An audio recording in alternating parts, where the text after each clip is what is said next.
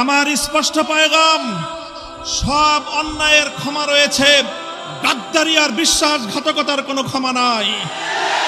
আল্লাহর জমিনে আল্লাহর দ্বীনের ঝান্ডা সমুন্নত রাখতে, আল্লাহর পয়গম্বরের ইজ্জতের হেফাজত করতে, এদেশের নাস্তিক্যবাদকে রুখতে, এদেশে ইসলামকে উপড়ে ফেলার সকল ষড়যন্ত্রকে রুখার জন্য যদি এর চেয়ে বড় ত্যাগ এবং কোরবানির প্রয়োজন হয়, হাসি মুখে আমরা সেই ত্যাগ করতে প্রস্তুত রয়েছি। জীবন দিতে হলে জীবন দিতে প্রস্তুত রয়েছি।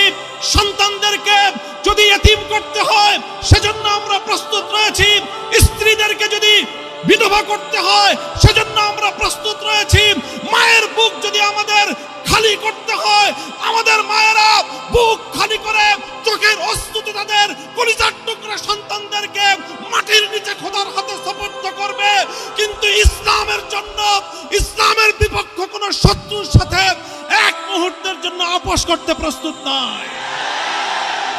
আগামী দিনে ইসলামের কথা বলার অপরাধে, আল্লাহর পয়গম্বরের ইজ্জতের পক্ষে কথা বলার অপরাধে শাপলা চত্বরের আমার ভাইয়ের রক্তে রঞ্জিত শাহাদাতের কথা বলতে গিয়ে হাটহাজারীতে আমার যে সকল সন্তানদের বুকগুলোকে জালিমের বুলেটের আঘাতে ঝাঁঝরাতে হতে হয়েছে, ব্রাহ্মণবাড়িয়ায় যেভাবে পাখির মতো গুলি করে আমার সন্তানদেরকে শহীদ করা হয়েছে, সেই সন্তানদের পক্ষে কথা বলতে গিয়ে আমাদের কণ্ঠ যদি আবার চেপে ধরবার চেষ্টা করা হয়, তাহলে আপনারা রাজপথে তার মোকাবেলা করবার জন্য প্রস্তুত থাকবেন কিনা?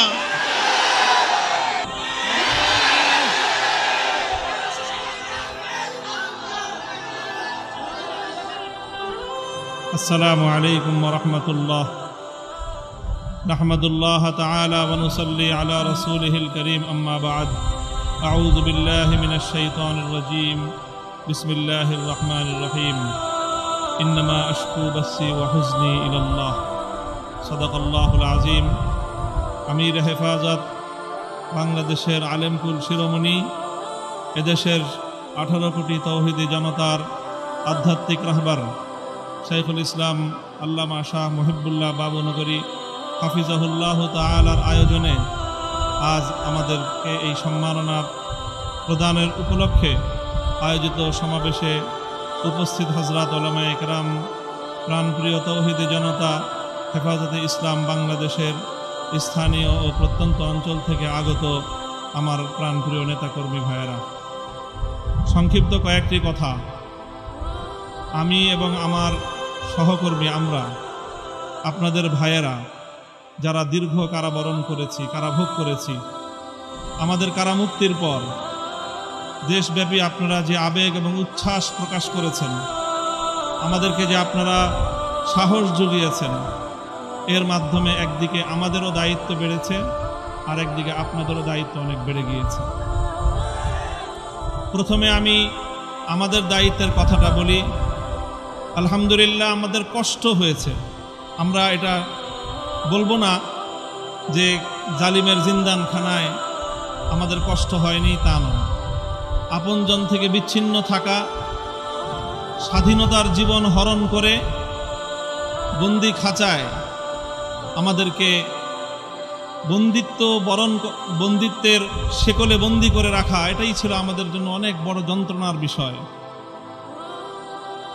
সেই বন্দিত্ব থেকে মুক্তির পর দেশব্যাপী হেফাজতে ইসলামের নেতাকর্মীরা এবং সারা দেশের দলমত নির্বিশেষে সকল শ্রেণী ও পেশার তৌহিদি জনতা যেভাবে কারামুক্ত হেফাজত নেতৃবৃন্দকে উচ্ছ্বাসের সাথে, আবেগের সাথে বরণ করে নিয়েছেন, তাতে আমরা বুঝতে পারছি যে আমাদের আগামী দিনে আমাদের দায়িত্ব অনেক বেশি।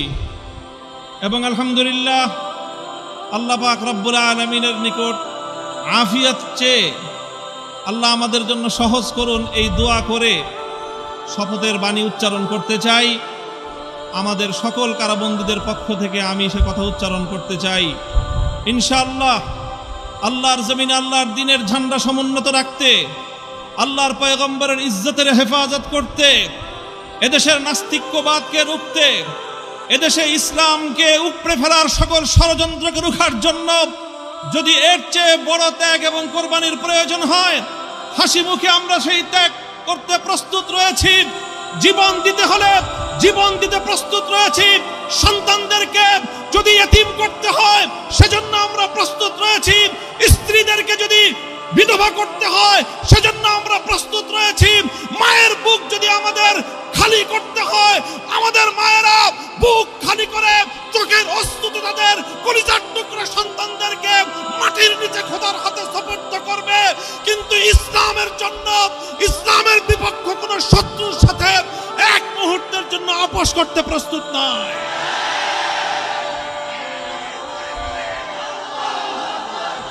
সময় কম, আমার স্পষ্ট পয়গাম, সব অন্যায়ের ক্ষমা রয়েছে, গাদ্দারি আর বিশ্বাসঘাতকতার কোনো ক্ষমা নাই। যারা গাদ্দার এবং বিশ্বাসঘাতক হিসেবে পরিচিত হবে, প্রমাণিত হবে, আগামী দিনে তাওহীদি জনতা তাদেরকে ঠাঁই দেবেন না ইনশাআল্লাহ।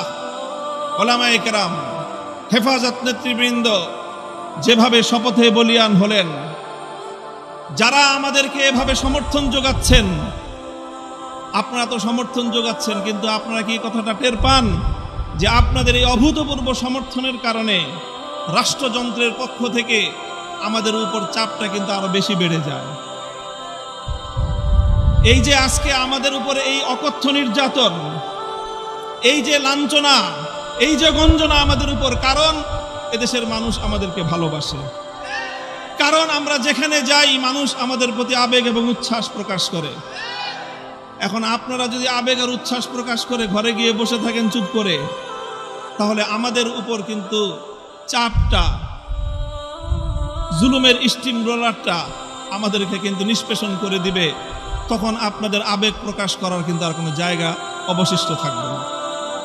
এই জন্য আমি আজ আমাদের আমির, এই জনপদের সকল আলেম ওলামার আমির, এই জনপদের কোটি কোটি তাওহীদি জনতার অবিসংবাদিত আধ্যাত্মিক রাহবার আল্লামা মুহিবুল্লাহ বাবুনগরীর এই মজমাকে সারা দেশের প্রতিনিধিত্বশীল মজমা হিসেবে গ্রহণ করে আমি এ জাতির কাছ থেকে জিজ্ঞাসা করতে চাই, আগামী দিনে ইসলামের কথা বলার অপরাধে, আল্লাহর পয়গম্বরের ইজ্জতের পক্ষে কথা বলার অপরাধে শাপলা চত্বরের আমার ভাইয়ের রক্তে রঞ্জিত শাহাদাতের কথা বলতে গিয়ে হাটহাজারীতে আমার যে সকল সন্তানদের বুকগুলোকে জালিমের বুলেটের আঘাতে ঝাঁঝরাতে হতে হয়েছে, ব্রাহ্মণবাড়িয়ায় যেভাবে পাখির মতো গুলি করে আমার সন্তানদেরকে শহীদ করা হয়েছে, সেই সন্তানদের পক্ষে কথা বলতে গিয়ে আমাদের কণ্ঠ যদি আবার চেপে ধরবার চেষ্টা করা হয়,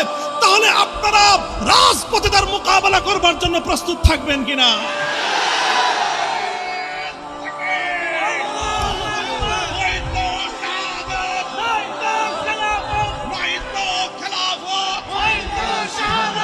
সংগ্রামী সাথী ও বন্ধুগণ, কথা দীর্ঘায়িত করার অবকাশ নেই। আমি আমার দীর্ঘ কারাবন্দিত্বের সময়ে আল্লাহ পাক রব্বুল আলামিনের রহমতের উপর আমার আস্থা, অবিচল বিশ্বাস ছিল যে আল্লাহ রব্বুল আলামিন নতিজা ভালো করবেন, উত্তম ফলাফল আমাদেরকে দিবেন, সে আস্থা এবং বিশ্বাস ছিল।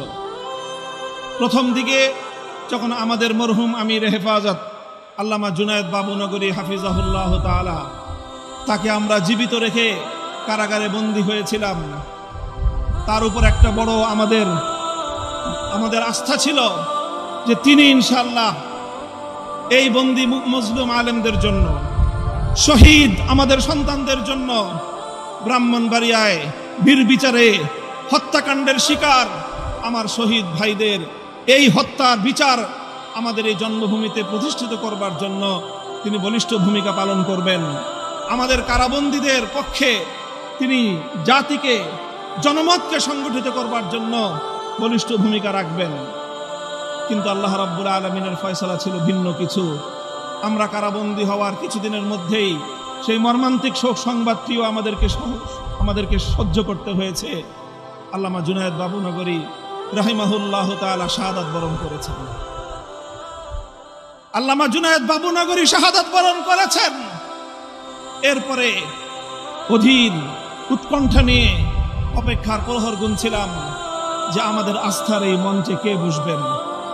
যখন জানতে পারলাম ওলি ইবনে ওলি, এ জাতির শ্রেষ্ঠ সন্তান, আস্থার মূর্ত প্রতীক আল্লামা শাহ মুহিবুল্লাহ বাবুনগরী হাফিজাহুল্লাহ তাআলা ইমারতের এই ঝান্ডা তিনি নিজ হাতে তুলে নিয়েছেন, সিজদায় শুকর আদায় করেছি, আস্থায় বুক বেঁধেছি যে ইনশাআল্লাহ একদিকে তিনি আরশের মালিকের সঙ্গে রাতের বেলায় চোখের অশ্রু ছেড়ে তিনি এই সংকট উত্তরণের জন্য আল্লাহ পাক রব্বুল আলামিনের সাহায্যকে জমিনে টেনে আনবার জন্য চেষ্টা করবেন।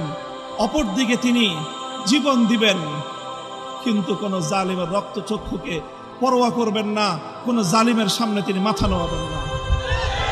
এই আস্থা ছিল এবং আলহামদুলিল্লাহ আলহামদুলিল্লাহ আমি আমার উপলব্ধি হলো এই যতটুকু আস্থা শুরুর সূচনাতে ছিল আজ পর্যন্ত আমরা আমাদের আমির হেফাজতের থেকে তার আচার আচরণ, তার ভূমিকা আমাদের আস্থার চেয়ে বহুগুণ বেশি পেয়েছে।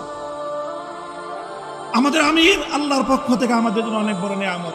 ইনশাআল্লাহ আমির হেফাজতের হাতকে যদি আমরা এভাবে শক্তিশালী রাখতে পারি, এদেশে আমাদেরকে জুলুম করতে পারবে, আমাদেরকে গুলি করে হত্যা করতে পারবে, কারাগারগুলোকে আমাদেরকে দিয়ে ভরপুর করতে পারবে। বাংলাদেশে কারাগারের সর্বমোট আসন হলো 70,000। কয় হাজার? আমরা শাপলা চত্বরে গিয়েছিলাম, কমপক্ষে হলো 20 থেকে 25 লক্ষ। 70,000 হেফাজতের কর্মীরা কারাবন্দী হবে, কিন্তু জালেমের সামনে মাথা নোয়াবে না। এই দেশের 1 ইঞ্চি মাটি নাস্তিক্যবাদ এবং ইসলাম বিদ্বেষের জন্য কারো হাতে ইজারা দেবে না ইনশাআল্লাহ। আল্লাহ পাক আমাদের সকলকে তৌফিক দান করুন, কবুল করুন।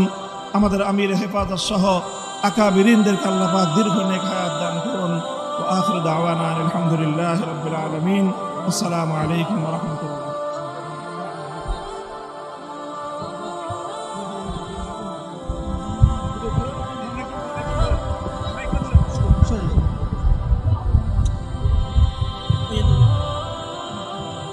اللهم صل على سيدنا مولانا محمد صلاة تنجينا بها من جميع أحوال الأرض وتغزلنا بها جميع وتطهرنا بها من جميع السيئات وترفعنا بها عندك عند الله وتبلغنا بها